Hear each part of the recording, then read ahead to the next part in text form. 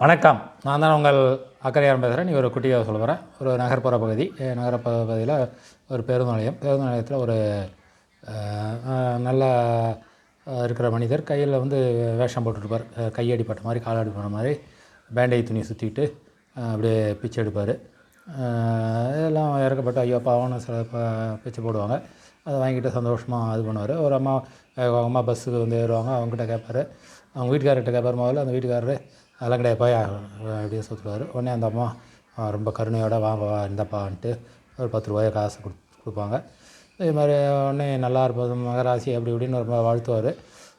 வாழ்த்திட்டு போயிடுவார். போயிட்டு ஒரு வேளை பணம் வந்தது இல்லையா, அதை எடுத்துகிட்டு அப்படியே ஒரு ஓரமாக போயிடுவார். இதெல்லாம் ஒருத்தர் ஒரு செல்ஃபோன் பேசிகிட்டு இருக்கிறவர் கவனிச்சிக்கிட்டே இருப்பார். பேசிக்கிட்டே என்ன பண்ணுறான்னு கவனிச்சிட்டே இருப்பார்.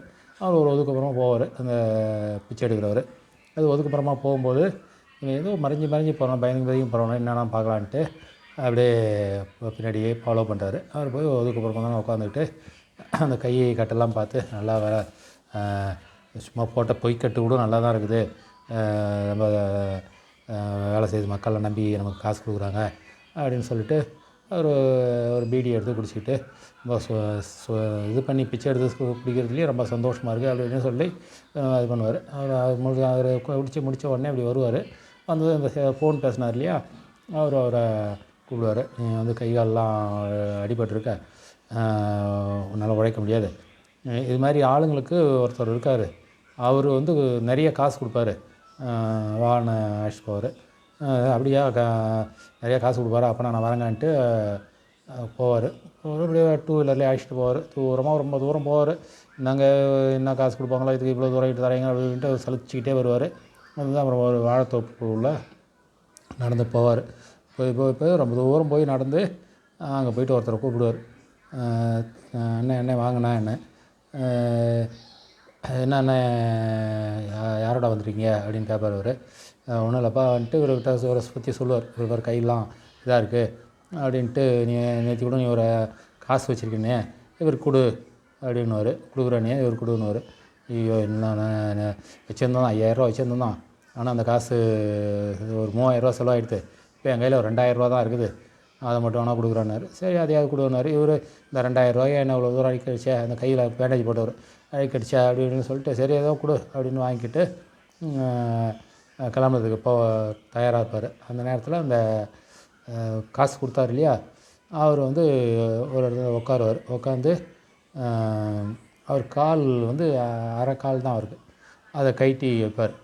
என்னென்ன காலை கைட்டுறீங்க, என்னப்பா காலிலேருந்து வேலை செஞ்சிட்ருக்கேன், ரொம்ப வலிக்குது, கொஞ்சம் நாள் ஓய்வு எடுக்கணும் அப்படின்ட்டு அதை கைட்டுவார். அதே மாதிரி ஒரு கையும் அரை கை தான் இருக்குது அவருக்கு, அதையும் கைட்டி வச்சுட்டு பேசிகிட்டு இருப்பார். என்ன ஒரு அரை கால் இல்லை, ஒரு கை இல்லை, எப்படிங்க உழைக்கிறீங்கன்னு கேட்பார் இந்த பிச்சை எடுத்தவர்.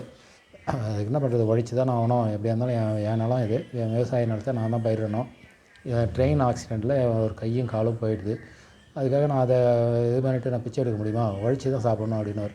அப்போ தான் அந்த பிச்சை எடுத்தார் இல்லையா வேஷம் போட்டு, அவர் உரைச்சி டக்குன்னு அவர் காலில் விழுந்து, அண்ணா என்னை மன்னிச்சிடுங்க, நான் தப்பு பண்ணிட்டேன், உங்களுக்கு உண்மையிலேயே ஒரு கையும் காலும் இல்லை, நீங்கள் உழைச்சி சாப்பிட்றீங்க, எனக்கு 2 கையும் காலும் நல்லாவே இருக்குது, நான் ஏமாற்றி போலியாக கட்டு போட்டுக்கிட்டு ஏமாத்துகிற மக்களை, என்னை மன்னிச்சிடுங்க அப்படின்னாரு. எனக்கு யாரும் வேலை கொடுக்க மாட்டுறாங்க, அதனால தான் இந்த வேலை பண்ணான்றேன். சரி உனக்கு வேலை இல்லையா, நான் வேலை தரேன் அப்படின்னாரு. என்ன வேலைன்னு, இந்த விவசாய வேலை தான், என் கூட சேர்ந்து செய்யி, உனக்கு நல்லா காசு தரேன், அதை வச்சு நீ சந்தோஷமாக வாழலாம் அப்படின்னாரு. அப்படியா சரி நானும் வேலை செய்கிறேன் அப்படின்ட்டு அவர் கூட சேர்ந்து செய்வார். வாழ்க்கையில் ஊனத்தை மீறி அவர் உழைச்சி வாழணும்னு நினைக்கிறார், அதுதான் போற்றுதலுக்குரியது. அதுமாதிரி அது பண்ணதுனால ஒரு மனிதனை ஏமாத்துகிற மனிதனை திருத்த முடிஞ்சுது. அதனால் நம்ம எப்பயுமே உழைத்தோம்னா அதுக்கு மரியாதை உண்டு என்பது தான் அந்த கதையோட சுருக்கம். நன்றி, வணக்கம்.